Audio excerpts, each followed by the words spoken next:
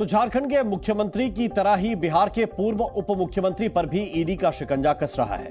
जमीन के बदले नौकरी मामले में तेजस्वी यादव से आज पटना में पूछताछ हुई। सवालों की लंबी लिस्ट तैयार थी और तेजस्वी से उन सभी सवालों का जवाब मांगा गया। आगे ईडी कब और क्या कार्रवाई करेगी, इस पर अटकलें लगाई जा रही हैं। वहीं पूरे मुद्दे पर राजनीतिक पारा भी गर्म है।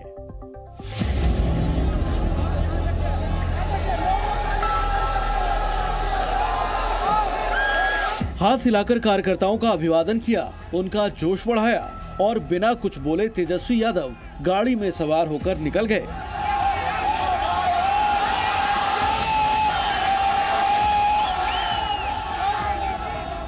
करीब 8.5 घंटे बाद तेजस्वी यादव पटना के ईडी ऑफिस से बाहर निकले। आरजेडी के कार्यकर्ताओं में जोश दिखा। तेजस्वी ने विक्ट्री साइन भी दिखाया। मगर ये सब करने से उन पर आया संकट फिलहाल कम होने वाला नहीं है। बिहार में सत्ता बदलते ही लालू परिवार की मुश्किलें बढ़ी हैं। कल लालू प्रसाद यादव से पूछताछ हुई थी और आज तेजस्वी यादव को सवालों का सामना करना पड़ा। मामला जमीन के बदले नौकरी से जुड़ा है और ईडी लगातार इसकी जांच कर रही है। लोकसभा चुनाव से ठीक पहले जांच का ये जाल विपक्ष को बेहाल कर रहा है। 2024 के चुनाव को लेकर के काफ़ी डरे हुए हैं और इसलिए इस तरह से हमारे परिवार को, न सिर्फ हमारे परिवार को, देश के जितने भी विपक्षी दल हैं उन सब के नेताओं को, उनके परिवार को इसी तरह से वो परेशान कर रहे हैं। लालू परिवार आक्रामकता तो दिखा रहा है, लेकिन भ्रष्टाचार के जिस मामले में जांच चल रही है वो उनके गले की फांस बना हुआ है। बीजेपी के नेता इसे लेकर लगातार हमलावर हैं और आरजेडी भी बचाव की पूरी कोशिश कर रही है। गरीबों से जमीन नौकरी देने के बदले ले लिया गया। बेबस गरीब अपने खून पसीने की कमाई से थोड़ा बहुत जो लोग जमीन लेते हैं घर बनाने के लिए या थोड़ी मोटी खेती बाड़ी करने के लिए, उनकी जमीन ले ली गई। तो ईडी जाएगी नहीं। इन लोगों ने भ्रष्टाचार को संस्कार बना लिया है, भ्रष्टाचार को शिष्टाचार बना लिया है और अपने परिवार के सुख शांति के लिए गरीबों के खून पसीने की कमाई को भी हड़पने का काम किया। तो कानून तोड़ेंगे तो ईडी जाएगी ही वहां। ये स्पष्ट है, आप देख लीजिए, सब हमारे कार्यकर्ता नहीं है। बिहार में एक स्वतः स्फूर्त उभार है और लोग जान रहे हैं कि वेंडेटा पॉलिटिक्स की जो हद पार की है ना मोदी जी और अमित शाह जी ने, इसकी शुरुआत उन्होंने की, खात्मा कोई और करेगा। तेजस्वी यादव पर शिकंजा कस रहा है। जांच का दायरा जैसे जैसे आगे बढ़ेगा मुसीबतें भी बढ़ेंगी। इसीलिए बिहार की राजनीति में उबाल आने लगा है और जुबानी जंग हावी होने लगी है। ये केवल परेशान किया जा रहा है क्योंकि 24 का चुनाव है और बीजेपी अपना हार स्वीकार करती जा रही है, इसलिए ताबड़तोड़ ये समझौता कर रही है लोगों के साथ। जिन लोगों के साथ कहता था कि मर जाएंगे मिट जाएंगे, हम बीजेपी के साथ समझौता नहीं करेंगे। बीजेपी का मतलब बड़का झूठा पार्टी कहने वाला व्यक्ति को गले लगा लिया। 1997 में किसकी सरकार थी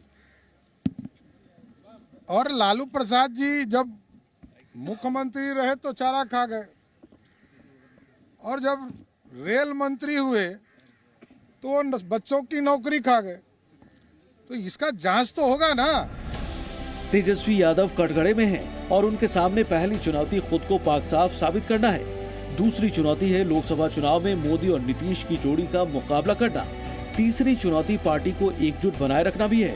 सत्ता से हटने के बाद जनता के बीच विश्वास बनाए रखने और वोट बैंक को साधे रखने की भी चुनौती है। इन चुनौतियों से वो कैसे बाहर निकल पाएंगे और कैसे लोकसभा की लड़ाई लड़ेंगे, इसे लेकर भी सियासी सवाल उठने लगे हैं। दुनिया के इतिहास में कोई एक केस इस स्तर का कोई बता दे तो मैं मानूं कि जो आरोप लगाने वाला है, जो एजेंसी काम इनके खिलाफ कर रही है, मैं उसको सत्य मान लूंगा। एक उदाहरण इस दुनिया के अंदर में जिस तरह के केस को बनाने की कोशिश की गई है, ये पूरी तौर पर भाजपा का डर है। दिल्ली से सम्मन होने के बाद यहाँ पूछताछ किया गया। दुर्भाग्यजनक पक्ष यह है कि राष्ट्रीय जनता दल के कार्यकर्ता ईडी जैसी संवैधानिक संस्था के बाहर प्रदर्शन कर रहे थे वो हम समझते हैं कि लालू जी का नुकसान ही कर रहे थे। और हम तो सलाह देंगे कि अब माया ममता मोह किस बात का है। अरे कुछ गरीब गुरबा को दान कर दीजिए संपत्ति। ये कहाँ ईडी के चक्कर में पड़े हुए हैं। कौन सही है कौन गलत, इसका फैसला राजनेता अपने हिसाब से भले ही कर रहे हों, लेकिन आने वाले दिनों में ये लड़ाई और भी तेज होने के पूरे आसार हैं। बिहार में जिस तेजी से राजनीति ने करवट ली है, उसी तेजी से बयानों और आरोपों की बौछार भी हो रही है। कल तक नीतीश के साथ सुनहरे भविष्य के सपने देख रही कांग्रेस भी अब वर्तमान में इतिहास की बातें याद कर रही है। नीतीश जी बीच में फंस गए और बीजेपी ने उन्हें रास्ता निकलने का रास्ता दे दिया और नीतीश जी उस रास्ते पे निकल गए। सामाजिक न्याय देने की जिम्मेदारी बिहार में हमारे गठबंधन की है। नीतीश जी की यहां कोई जरूरत नहीं है, यहां पे हम अपना काम कर लेंगे। देखिए, राहुल गांधी जी देश की राजनीति में यहाँ के सामाजिक और भौगोलिक परिस्थिति को समझ नहीं पा रहे हैं, क्योंकि सोने के चम्मच लेकर जन्म लिए हैं। जमीन पर जो काम करता, मेहनत करता, गांव के गलियों से जो उठता है, वो परिस्थिति को समझता है। अपराध और भ्रष्टाचार की मानसिकता से राजनीति करने वाले वंशवादी लोग जो होते हैं, वो जनता के दर्द को नहीं समझते। आरोपों की ये जंग आगे भी जारी रहेगी, लेकिन जिस तरह बिहार में बवाल मचा है, उससे इतना तो साफ है कि 24 के चुनाव में बीजेपी भ्रष्टाचार को बड़ा मुद्दा बना रही है, जबकि विपक्षी पार्टियां केंद्र को घेरने के लिए जांच एजेंसियों की कार्रवाई को बदले की भावना बताकर जनता के बीच जाना चाहती है। यानी जांच के इस जाल पर चुनावी रणनीति हर कोई अपने अपने हिसाब से बना रहा है। प्रशांत झा, जी मीडिया, पटना।